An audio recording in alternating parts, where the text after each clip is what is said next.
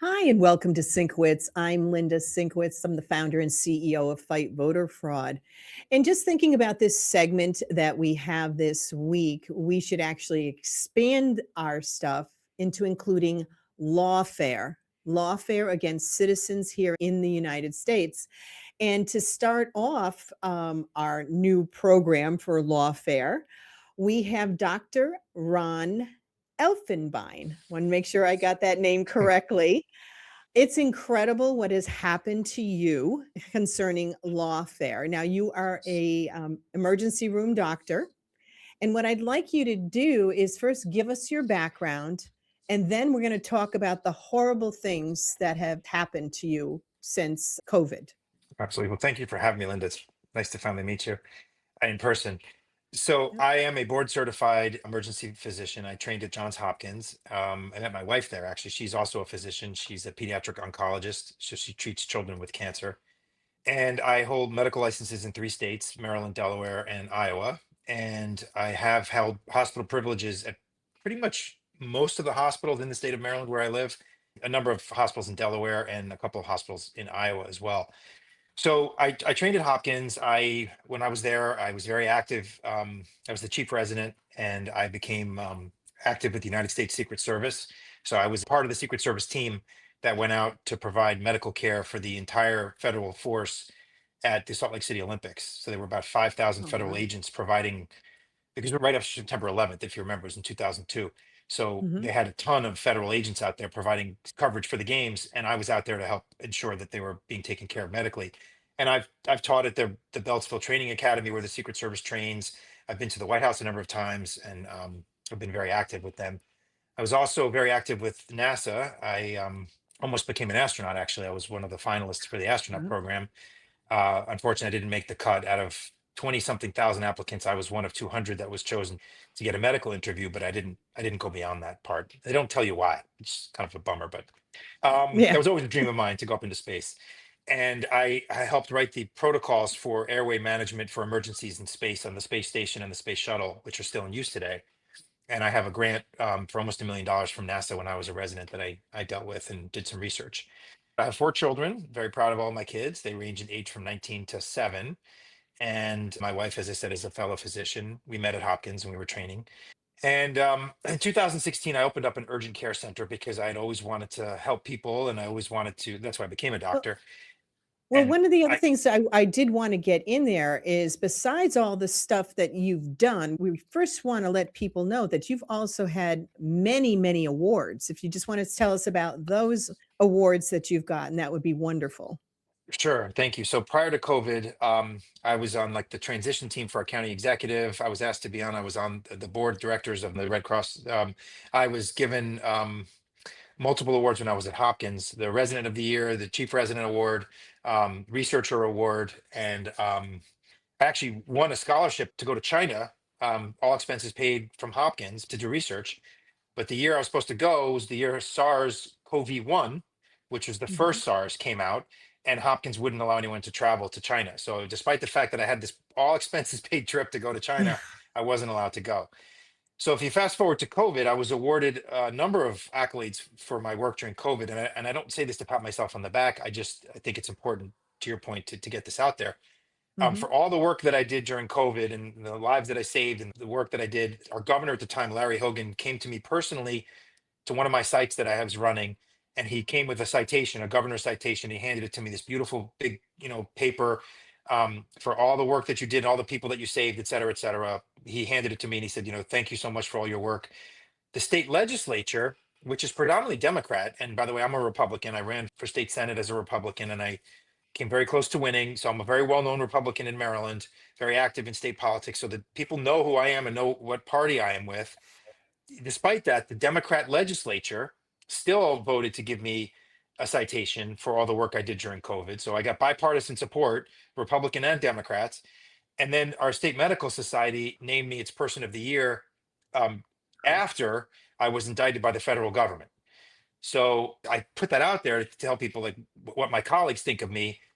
They still gave me this award despite the fact that the feds came in and said that you committed a crime, which of course I didn't do, which we'll get into in a minute. So thank you for asking about that. So Go ahead, here sorry. you have, all this background. I mean, everything that you've done, that even one of the things that you've done in your lifetime would have been incredible for somebody. With all of this, and the reason why we have you on the program is because of what happened to you. You just mentioned about being indicted, and obviously it was something you didn't do. So that's why we're here. That's why we're talking about this. It was because during the Biden administration, and now I'll let you explain why you were indicted. So I ran what became the largest testing sites in our county in Maryland. And actually, I believe it was the largest private testing sites in the state of Maryland. We grew from one site to over 8 sites. We started with 6 employees to over 300 employees inside of a year.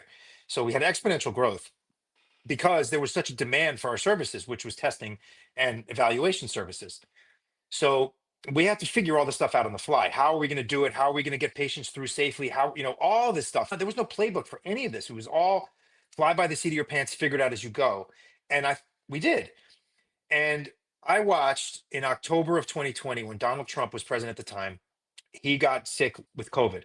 And he actually looked really, really bad. I watched on the news. I saw him get on the helicopter and be helicoptered from the White House to Walter Reed Hospital. He got off the helicopter there, still looked terrible, went into the hospital. He got monoclonal antibodies. An hour or two later, I remember this very vividly. He comes out of the hospital and gives a press conference and he says, "Boy, I feel like a new person. This stuff is amazing." And I looked at the television and I said, that is what we need to be focusing on right then and there. That is the cure. That is what we should be going down. The vaccine hadn't come out yet, but I said, that is what we need to put all of our resources into, is that cure that he just got. That needs to be available to the entire country. So I started researching about monoclonal antibodies. Now, just so people understand, monoclonal antibodies are not the mRNA vaccine. Okay, monoclonal antibody technology has been around since the mid to early 70s, and it's ubiquitous in medicine. In fact, I would argue that probably a very large percentage of your audience, Linda, has received a monoclonal antibody in one fashion or another for something that they have, and they might not know it. It's used to treat cancers, it's used to treat autoimmune diseases, other infectious diseases, migraine headaches, high cholesterol. We use it, it's ubiquitous throughout medicine, this technology. So I started to teach myself, how do you give this? What do we need to set it up to do it? And they became available to the general public in December, but nobody had heard about it. No one knew about it. They weren't promoting it. So I said, well, what the hell? I'm going to do this myself. So I set up my own site. I rented a volunteer fire department who had these catering halls that weren't being used.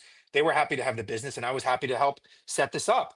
And I petitioned the state of Maryland to become a monoclonal infusion center. They gave me the okay. So they give you a PIN number, and you would log in once a week, and you would ask for whatever it was you wanted. I needed 100 doses of this or that, and they would send it to you. And lo and behold, we became the largest supplier of monoclonal antibodies in the entire state of Maryland, surpassing Johns Hopkins, surpassing University of Maryland. And we became the largest, to my knowledge, in the entire mid-Atlantic region of the entire United States. So Virginia, Delaware, West Virginia, Pennsylvania. We were getting patients from New Hampshire, New York, driving down to see us because they couldn't get monoclonal antibodies where they were. And they understood that this was, in truth, the cure for COVID.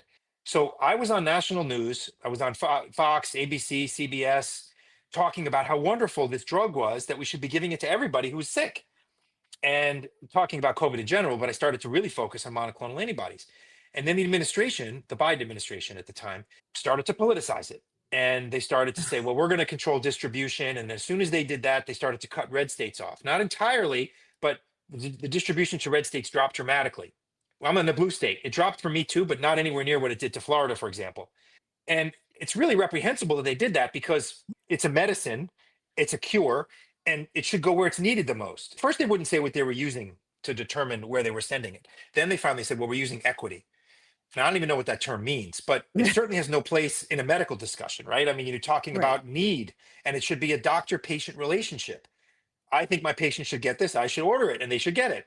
It has nothing to do with what some bureaucrat thinks. But they used equity. So Florida wasn't deemed equitable, despite the fact that Florida has the highest median age population in the entire country, with the most comorbidities, putting them at the highest risk. So if you look at 50 states of the United States, the state with the highest risk profile of dying from COVID was Florida. So Wow. like that should be getting the lion's share of the medication, right? But they didn't. So much so that Governor DeSantis had to go on the open market and purchase it directly from the manufacturers with Florida taxpayer dollars. And the feds tried to stop that too. They said, you can't do that. It's illegal. And he said, well, I'm doing it anyway. So then, to make it even worse, the feds came out and said, well, we're going to shut the whole program down in late December 2021. So I was so angry. I went on Fox News, and here's a copy of the article. I think you have a copy of it as well, Hmm. where it says, this is on Fox News. It said, Maryland doctor says people are, quote, going to die after Biden administration uses faulty data to snub antibody treatments. Now, again, to put this into perspective, this is a cure for a deadly disease that they shut the whole world down over. Why would you ever take that away from anybody? But they did. They Right. shut the whole program down. But you Um, also had cured what, 5,000 people? Throughout the course of the pandemic, we had infused over 5,000 people. And to put this into, to humanize this, okay, I have a Mhm. very dear friend who has subsequently become a dear friend. He was not at the time. He cold called me one night. I'm putting my 3-year-old to bed, and my phone rings, and I was on the phone 24/7 because this is such a busy time. I didn't sleep, I didn't eat, I didn't see my kids. I was just on the phone, and I'm trying to get him to sleep, and the phone rings, and I'm like, oh, so I answer it, and Yeah. he says hi, he introduces himself, and he says, listen, I own 8 assisted living centers, and my patients or my residents are dying by the truckload. And I'm like, oh my God, that's terrible. What do you need? And he's like, well, I got your name from somebody. I heard that you can help us with monoclonal antibody infusions.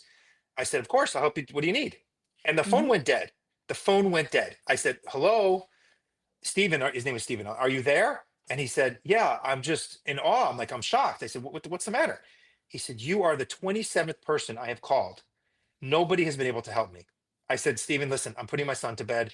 I got your phone number. I will have our operations manager reach out to you first thing in the morning, and you two work it out, and we'll start infusing your people tomorrow. And he was like, Mhm. oh my God, I can't believe this. Every single day from then on, he had a little bus. He would bring patients from one of his 8 sites to our facility to get infused. Now, we have subsequently become very, very good friends. He will tell you that every single patient that we saw that got treated with this, including a 103-year-old man with multiple medical problems who he thought he was going to die because he looked so bad, survived.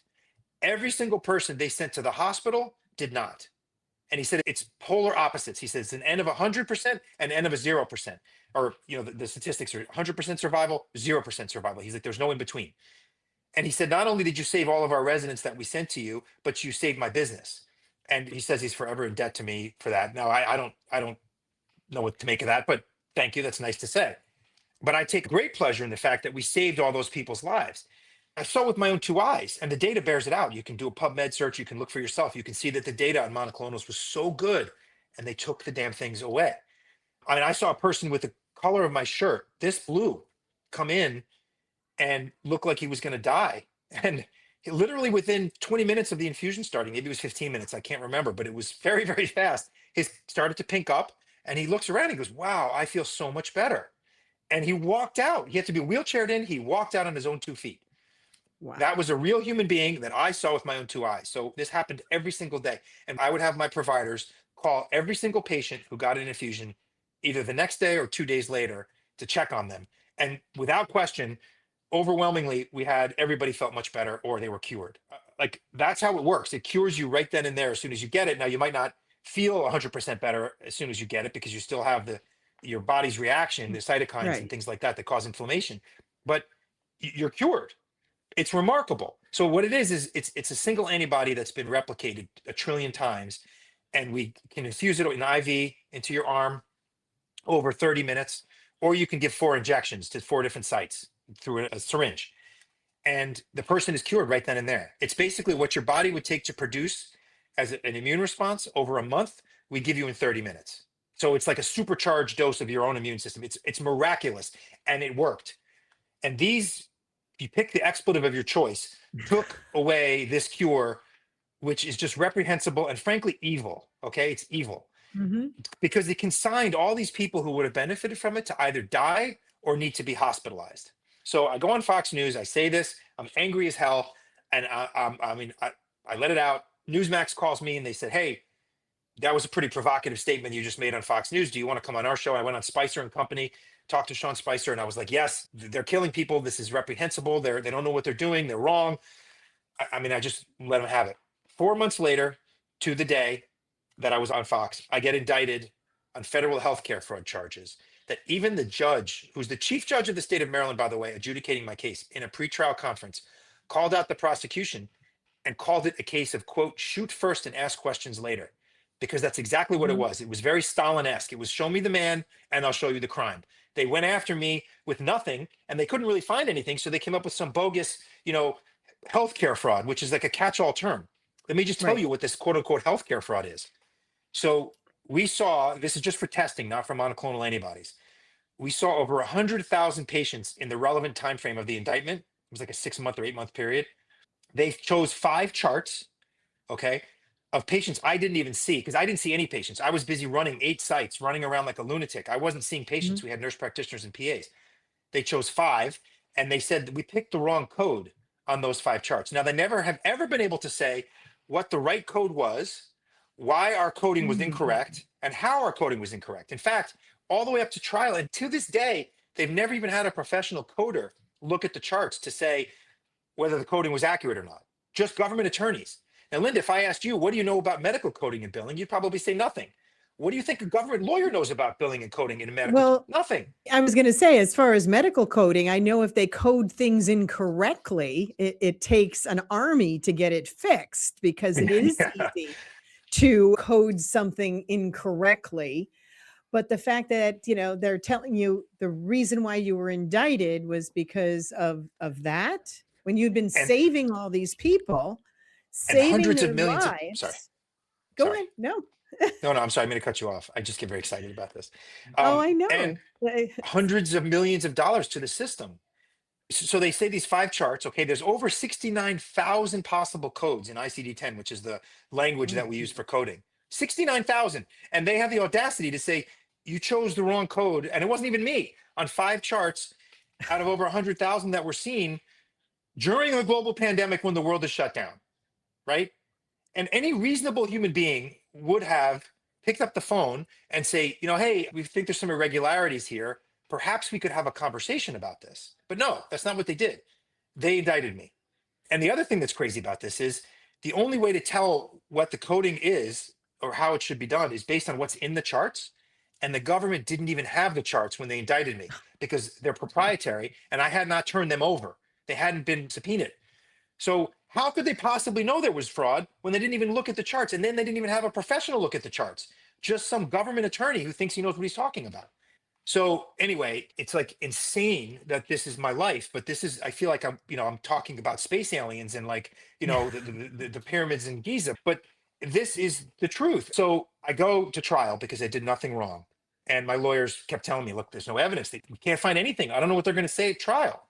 So the first day of trial, their quote unquote expert, who wasn't even an expert at coding, he was just an expert on Medicare.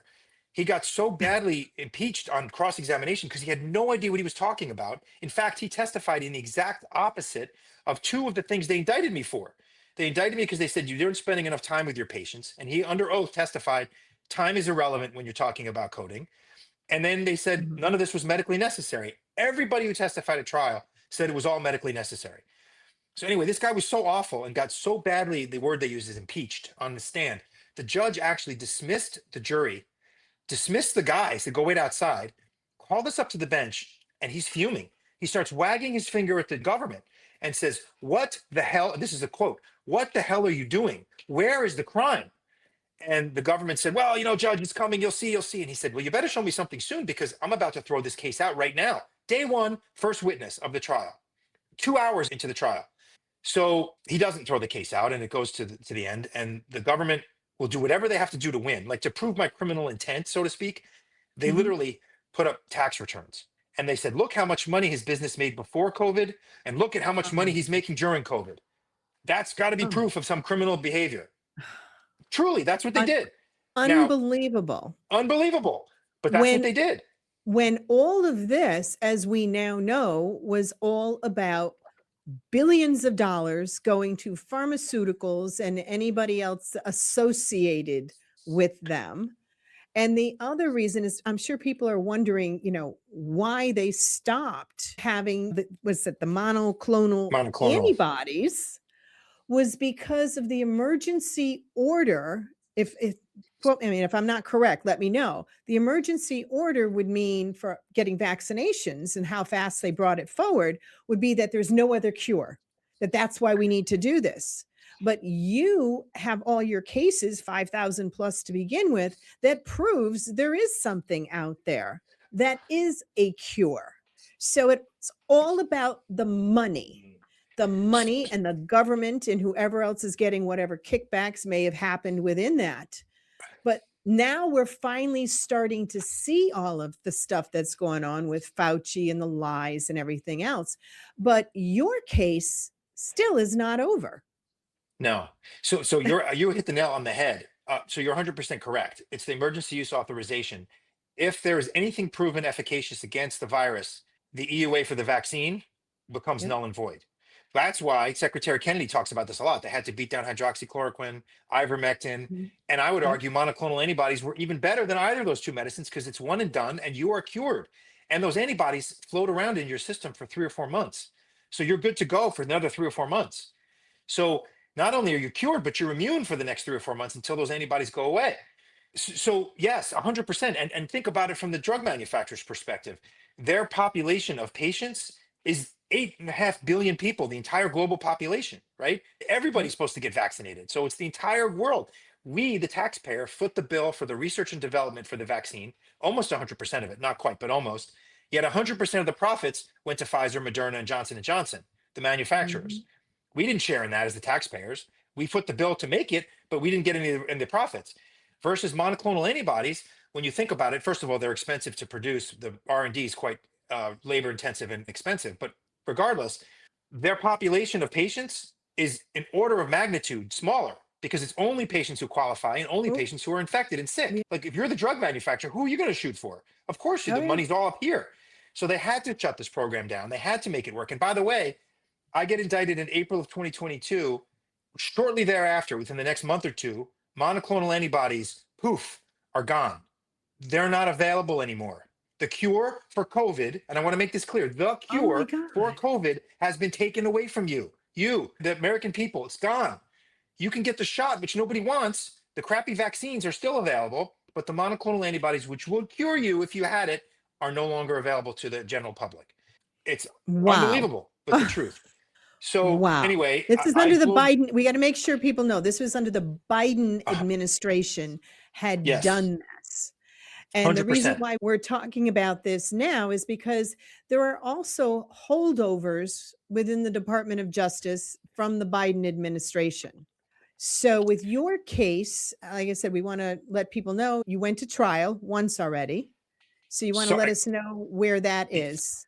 yeah, so I go to trial, and the trial judge, the chief judge of Maryland, issues this 93-page opinion where he acquits me of all charges and says that there was no crime, there was no evidence of a crime, of any wrongdoing. And he said such things as the government did not carry its burden and no reasonable jury could have so concluded. That's a direct quote. And that's after a jury found me guilty. So he's saying no reasonable jury could have done that. Then he said the evidence weighs so heavily in favor of the defendant, that's me, that it would be unjust to enter judgment against him. Quote, there can be no crimes if the defendant complied with those rules. So anyway, best day of my life. I'm sad to say that, but the best day of my life is when some stranger in a black robe who I really never met before issues this 93-page opinion. Then, weeks before Trump's about to be inaugurated, the Biden Department of Justice decides to appeal it. So now I'm facing a second criminal trial for the same charges that have already been adjudicated by the chief judge of Maryland, who, by the way, was an appointee of Obama, so he's not a right-wing judge. And I find myself in this position where the Biden people knew that if they started that snowball rolling down the hill, it would continue. And now Mhm. the Trump administration inherited this, and they have lots of cases, so they don't have time to go back and look at everything. I just need to find somebody in the Trump administration with the authority to look this through from a fair and objective standpoint and say this is crazy. First of all, it's obvious weaponization, and it's already been Wow. adjudicated. Why are we doing this? And I didn't mention this, but I faced 50 years in jail for these 5 counts, up to 50 years. It probably wouldn't have been that much, but that's what I faced. And truly, it's really over $250. It's a $250 billing dispute, which I Oh, said before, all they had to do was pick up the phone and call like any normal, rational person would have done or send an email or direct message me or Mhm. send a fax or send a person. There's 100 different ways they could have communicated. They chose to do zero, except to come at me with a sledgehammer and destroy my life, my wife's life, and my 4 children's lives. So it gets I even crazier. So the AMA, the American Medical Association, I am not, nor have I ever been a member of the AMA, but they came to my defense, which they never do, by the way, for individual docs, but they did in my Mhm. case. They wrote a friend of the court brief, an amicus brief, and I think you have a copy of it. And they Yep. said that I didn't commit any crimes. And what's amazing about that, and it's truly important about that, is the AMA is the author of the rules that the government is accusing me of breaking. So the AMA wrote the coding guidelines and the coding rules that the government's saying you broke and you should go to jail for. The people that wrote the rules saying he didn't break the rules. Like you can't make this up. I mean, you really can't. It's like a bad Yeah. movie or a bad novel, but it's my life. um, Oh, yeah. I just want people to understand that, you see President Trump and you hear about this lawfare and you're like, well, it happens. And it can happen to him. It can happen to me. It can happen to you. That's what people should care. And then a broader point is, yes, my story is sad and my story is terrible and it's nearly bankrupted me. I don't know how I'm going to pay for a second trial. I still can't afford the first trial. I'm still paying that off. I'll be doing that the rest of my life. Now I have to pay for a second trial. And just so people understand, it's millions of dollars to defend yourself against the United States of America. Millions. I don't have millions of dollars. I never did. So So, anyway, well, go ahead. Sorry. I guess we also want the public to know if they want to see the documents and everything that's been going on. You have a website called dropthecase.com, Hmm. and we'll have that up on the screen as well. We want people to go there and see what's going on. Now, can people make contributions to you Yes, to thank you for help? asking. I Yeah. have a Give Send Go. It's on the website. It's on the top right corner. There's a button that says support. I also you can reach out to me. I will answer every email I get. I'm on X. I'm very active on X. I respond to people. People have questions or want to ask me, so I'm happy to answer. All the information that I'm allowed to put up, I have put up on that website.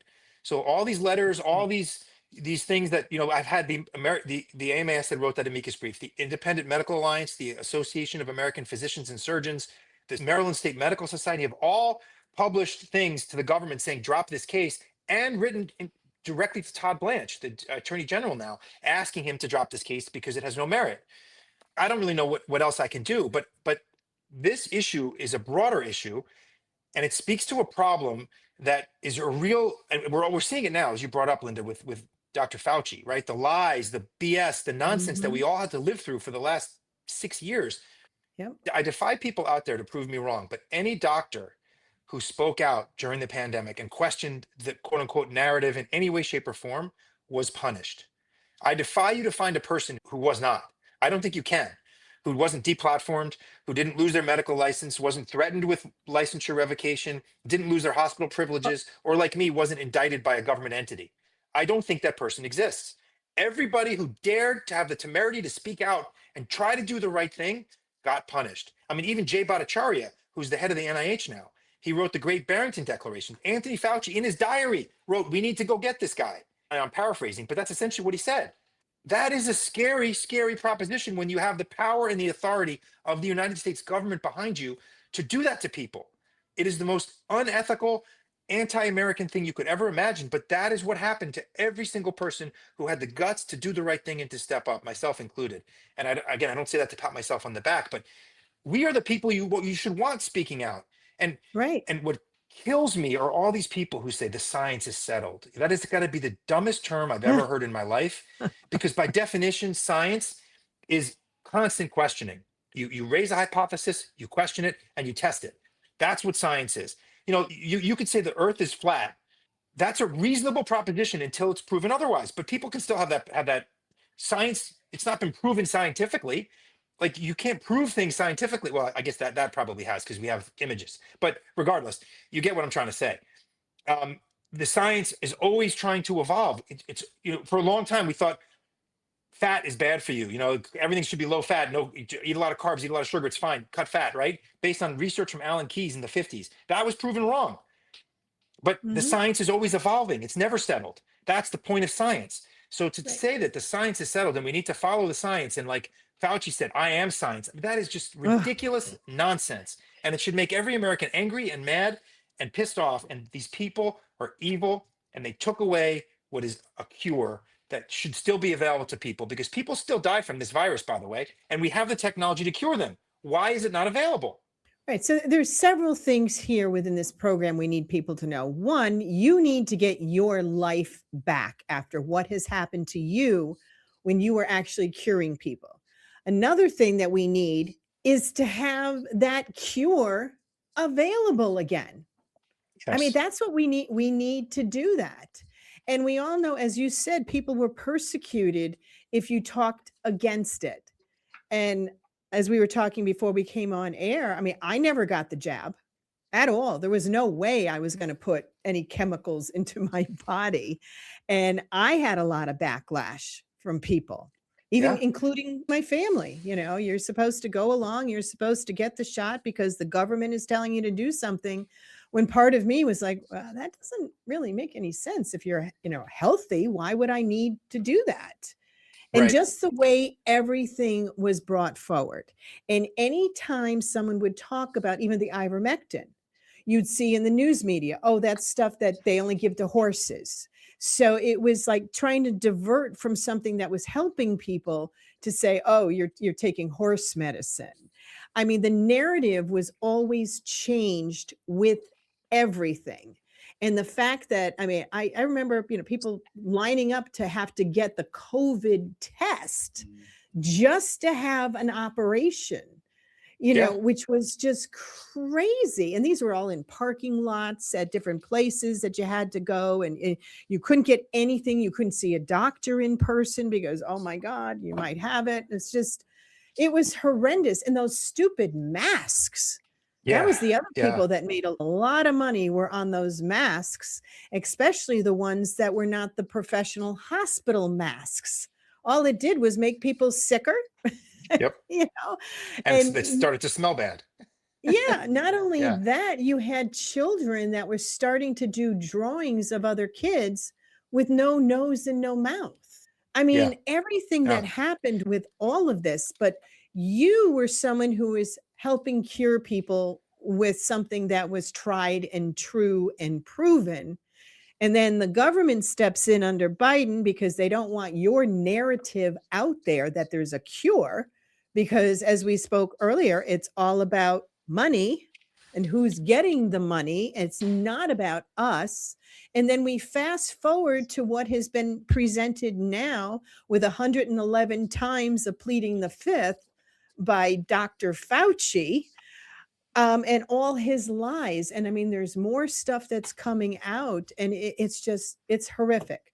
So, what we need to do is have people go to your website, dropthecase.com, donate to your defense, and make Please. as much noise as possible to get someone within the Trump administration to say, one, enough is enough, drop this case, and two, find a way to get that cure back on the market.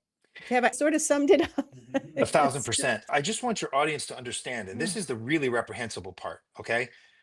There was a branch point early on, and we chose to go this way.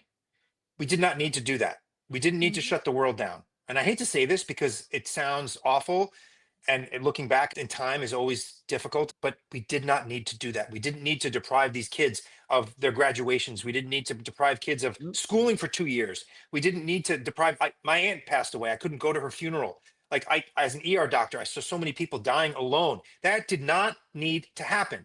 None of the BS that mm, we just saw over the last 6 years needed to happen. Had we just gone the other way, which is the rational, reasonable, sensible way of saying, okay, certain patient populations are at higher risk, we have a cure.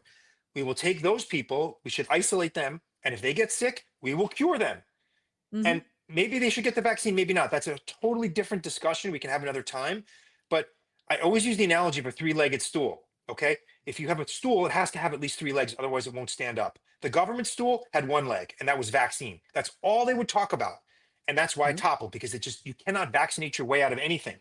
The three pillars in my mind were the cures, the ivermectin, hydroxychloroquine, monoclonal antibodies, cure, vaccine. Again, whether you like it or not, there was a vaccine. Okay, whether a lot of people don't like it, it's fine. And the third thing was just being sensible. If you're sick, stay home. Sneeze Mhm. into your arm, like stay away from people if you're that kind of stuff. That's a three-legged stool. It's sound and it stands up on its own. But what they took us down was a pathway that did not need to happen, and they knew it. They knew it. Yep. And it's reprehensible and it's disgusting. And millions of people throughout the world are dead because of those decisions. Had we just done what Sweden did, which was exactly what I'm talking about, Sweden had a much lower mortality rate than we did. They didn't universally vaccinate people, and they didn't have to shut their whole country down. But instead, we chose the wrong pathway, and now we're paying the price for that. Alcoholism, drug abuse, all these things are up because of what happened. And Right. people need to be held accountable for it. And it's not just Anthony Fauci. There's lots of people that Oh, need to be yeah. held accountable. He's the mouthpiece Absolutely. and he's like the fall guy. But scratch the surface, there's 100 or 1,000 Anthony Fauci's that need to be held accountable for what happened. And as you can tell, I'm very angry about this because none of this needed to happen. And it's just so horrible that it did. And I just Mhm. hope that they start holding some people accountable because it's awful. But Right. to your point, And if people could go to my website, please, and donate, that would be great because this has nearly bankrupted us. And I couldn't work for 3 years because of this. oh my God.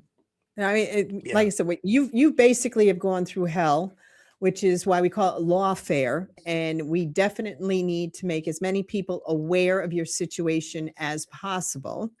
So that's why we're doing our new program under Lawfare. You're our first, No, not thank our you. last. Unfortunately, you won't be Unfortunately, yeah. our last, because we know a number of other people in different fields that have had things happen to them that are just as horrific as what has happened to you. So, is there anything else you want to make sure the public is aware of before we close out our segment? Yeah, thank you for asking. There's two things. One, as you pointed out, there's other people like me that are in similar situations. There's a great organization called Weaponization Watch. Mhm. www.weaponizationwatch.com is their website. Cynthia Hughes is their head, and she's fantastic. And she looks for cases just like mine, and she brings them to the public's attention. And the other thing I think is important is people underestimate the power of the alternative media. And by that I mean like shows like this. So I was on a Mhm. podcast in December, and I do the podcast and it's over. And then my phone rings a few days later and it's a United States Senator. And he said, I saw you on this podcast and I want to help you because your story made me sick. And I said, wow, thank you. So we talked for half an hour. I live 45 minutes from Washington, D.C. He's like, come to my office. The next week, I'm in his office with him and three of his staffers for an hour going through everything. And he sat with me for an hour and we talked about my case and about all the nonsense. And he literally had to pick his jaw up off the floor. My point in telling you this is that you never know who's paying attention and who's listening and who you can Mhm. reach. So people, Right. if you please forward this to somebody, talk about it, post it on Facebook, post it on X, post it on whatever your platform of choice is. But the more people talk about this stuff, the more likely it is that the government will actually wake up to say this is crazy and we should drop this case. So thank you for the opportunity and thank you for talking to me. I really appreciate it. It's Oh, been well, great. thank you so much for coming on. And like I said, we're going to make sure we get this out there and hopefully we can get this resolved for you. So thank you so much Thank for you. coming on. And thank you everyone who's been watching us on OBBM Network TV, Rumble, YouTube, Spotify, and our other social media. So thank you.